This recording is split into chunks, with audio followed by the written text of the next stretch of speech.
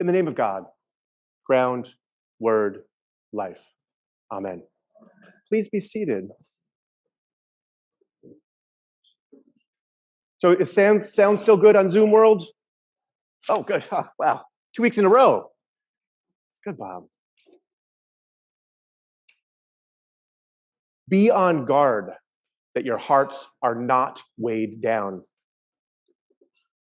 So this is our first taste of St. Luke's gospel in this new liturgical year, and it's pretty serious. Signs in the sun and the moon, and on the earth, distress among nations. People will faint from fear and foreboding. Not very Christmassy, is it? Well, the part about our redemption drawing near is, but there's a long way between here and there. That's what this is saying. One of the traditional messages of the first Sunday in Advent is recognizing the signs of the times. Christians live in two worlds, or we should. And there's a pretty wide gap between the gospel of Jesus Christ and the culture in which we live.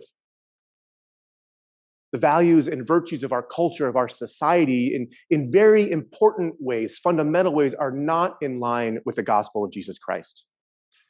In Advent, the contrast between the Commonwealth of God that we've been promised and the empires of mankind in which we live is particularly stark. Don't get me wrong, getting ready for Christmas is loads of fun. The anticipation, memories of childhood anticipation. I mean, the whole plot of the movie The Christmas Story is the anticipation of Ralphie for that coveted red rifle BB gun with the stump compass in the stock and all that, right? It's wonderful, the tree decorations and gathering gifts and wrapping things and stockings hung with care. What fun. But, and this is my humbug moment, it's Advent. It's not Christmas. The world and us in it are in a very different place than the church would have us. Christmas is coming, yay! But it's not here yet. We remember that Jesus came, yay! And we look forward to him coming again, yay! But look at the cost of the incarnation. That precious baby in his mother's blessed arms grows up and then dies at the hands of the government on the cross with that same mother at its foot. It's a complex message about the nature of life. And our culture doesn't handle complex messages very well. We prefer indulge yourself, you deserve it, right? Or you can't tell me what to do, to the self-emptying complexities of the risen Christ. Two worlds. How do we bridge the gap between the world and the ideal world that our Christian faith presents? In this season, the task of the church, as one commentator puts it, is to help people shift their glance from the bright materialistic glitter of an American Christmas to the somber self-reflection on sin and salvation that these texts call us to. Shift our glance. That's a good way to put it. It's not too extreme, but it's a shift our glance. It gives us a good place to start, at least. What we need to do is live more in alignment with the values of our faith than with the values of our culture. And Advent presents us a clear and seasonally appropriate site of noticing and practicing that shift. First off, we need to remember why Jesus came to begin with. We say it each week in the Creed, right? For us and for our salvation, he came down from heaven. He came because we were suffering, perishing, dying. For whatever reason, it is hard, life. It's hard. It's a struggle to live. That's clearer to everyone right now than it has been in at least a generation. Even those on the privileged end of the economic spectrum are having to give up things during COVID times. It's worse for the vulnerable, who have always had to give things up and have to give up even more now, but it's new for many of us that are generally more fortunate. This we apocalypse in Luke is a reflection on earth of the true nature of reality, which in biblical language we talk about in terms of a cosmic battle between good and evil. There's a struggle, an endless battle going on between light and dark, between order and entropy, between life and death. And for whatever reason, it is often far too easy for us to choose wrong than right, to do or ignore evil than to do good. I don't know why it's easier that way, but so often it is. And that's what we talk about when we talk about original sin, right? Why is it easier to do bad than good? That is the story of the world. It's just too easy to make the wrong choice, particularly when we all get together in a group. We are dangerous in groups. We're pretty rough individually, but dangerous. We're genocidal in groups. That's why Jesus came, to save us, from our sinfulness, from our separation from God. And it took this girl bearing the promise of God in her womb all the way to that same promise being nailed to a cross until dead. And that story is not over. Jesus was very clear about that too. The fullness of time is yet to come. He is coming back. That's a lot. Really, it's Christmas time, right? Who wants to talk about all of this? It makes me think of the movie Talladega Nights. Anyone see that? No, it's a generational joke. Yes, yeah. It's Will Ferrell, who's a Saturday Night Live person. It's a very funny. It's about a NASCAR driver. It's pretty inappropriate in most places, but it's hilarious. It's a very funny movie. And there's this one scene where he's at dinner with his whole family and he's saying grace. And he's saying, "Oh, dear sweet baby Jesus, dear 8 pounds, 6 ounce, blonde-haired sweet baby Jesus," and goes on until his wife blurts out, "Enough of the baby Jesus, he grew up." And then Ricky Bobby replies, "I like the baby version best." Who doesn't? Who doesn't like the baby version best? Our culture sure likes baby Jesus best. That's my Christmas sermon, right? Jesus is the gift that no one actually wants, but everyone actually needs. But sticking to sweet baby Jesus ignores not only the fullness of his birth, life, passion, death, and resurrection, but also the reason he came in the first place. That the world and we in it are often a big fat mess and we cannot fix it on our own. We desperately need help. It's not all bad, but it is bad enough that we need help. We need saving. So the world is saying, "Yay, have another slice of cake and eat it too." Well, Jesus is telling us to shift our glance to somber self-reflection on sin and salvation, at least before we enjoy the eggnog, right? Because eggnog is a blessing. It is. And his birth reminds us that the world is good and it needs to be savored as well as be saved. So what do we do? Because we're pulled back and forth constantly, right? On one side, we hear, "Come to the dark side, we have cookies." On the other side, we hear danger, way of the cross. Fortunately, we have some options. One option is to give up, to surrender, and not in a holy Jesus way, right? But in a capitulation. Accept that resistance is futile. That means not taking what we do here very seriously, or not too seriously at least. None of that changing our lifestyles to accommodate our moral religious obligations or anything, put that aside. We can just go along with the cultural tides around us, which is what the vast, vast majority of us do almost all of the time. That's not working well for anyone. Well, maybe the 0.1%, it's working out pretty well for them. But giving up is an option. We could flee. We could isolate ourselves. The Essenes did that, the folks who gave us the Dead Sea Scrolls. They were contemporaries of Jesus, and they saw the exact same problems that Jesus saw in the world, and their solution was to leave, and they did. The desert fathers and mothers, the early monastics did that.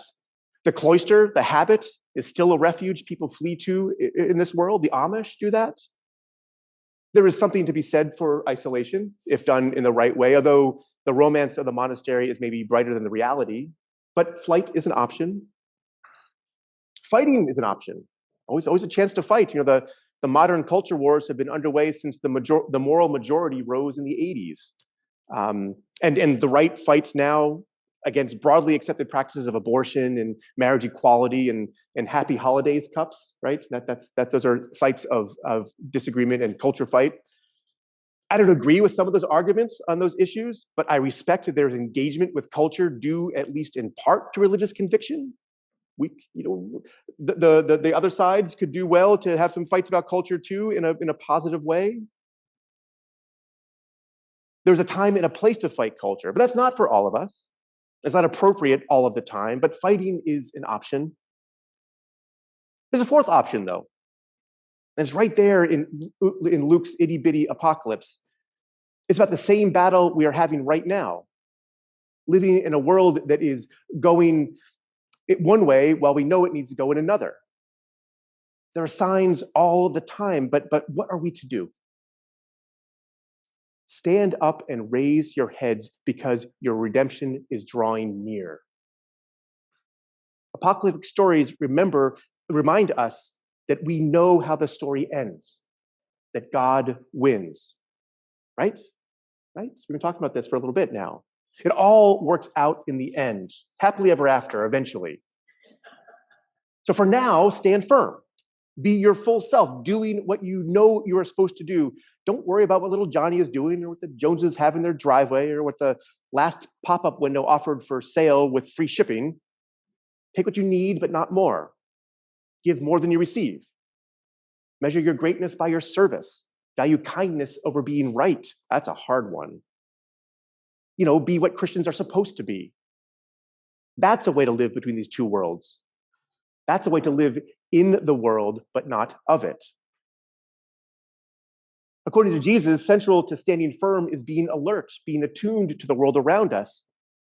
Be alert, be on guard so that your hearts are not weighed down with dissipation and drunkenness and the worries of this life. I had to look up dissipation. It's intemperate living, self-indulgence. It's some of our specialities. Be mindful, don't be distracted. And in our consumptive culture, distraction is job one. We have opportunities to numb ourselves with every form of mental and physical debauchery. Drinking, drugs, pornography, consumption. We numb ourselves in so many ways. So Jesus is telling us time and time again to be alert, be present, stand firm. This is a kind of quiet resistance that Jesus is calling us to. And we do that how? It's an excellent question. Let's not make more work for ourselves. I mean, who's got the time, all the Christmas shopping? That's a joke. You're good. It's Advent, right? Let's harness Advent and our Adventine traditions to practice standing firm when the cultural waves are breaking all around us. So it's November 28th today, right? There's snow on the ground. How beautiful. Thanksgiving is past, and there is no Christmas tree in the nave here, right? There's no lights up. We do have greens up, but it's seasonally appropriate and ecologically appropriate, right? But why is it so mellow here? Because it's Advent. It's not Christmas, right? Right. It's Advent. We have an Advent wreath. We have Mary and Joseph back in that back corner window. They were making their slow pilgrimage towards Bethlehem. We have the Marian blue, and that's plenty. Christmas decorations go up for Christmas, which is specifically after the 10 o'clock Mass on Advent 4, Sunday, December 19th. That's when it turns to Christmas. All of that church life together reinforces the message that it ain't Christmas yet. This is a good place to notice the gulf between the world and the church. And don't even get Lorna started on singing Christmas hymns before the 25th, right? We don't want to do that, so we don't. And we shouldn't, because it's Advent. We're getting our tree this afternoon. Sorry, I missed a paragraph. But if you have children in your life, holding back on Christmas decorations until Christmas is cruel and unusual. Okay, so there's that. But we can do it in ways that are baby steps to the way it should be. Like an Advent calendar, it's perfect. Build up to Christmas, yes, but slowly. Go by country lane, not Autobahn, right? So we go and we get our tree today. Advent 1, after church, we always get our tree. Scandalously early, don't tell the bishop, but we do.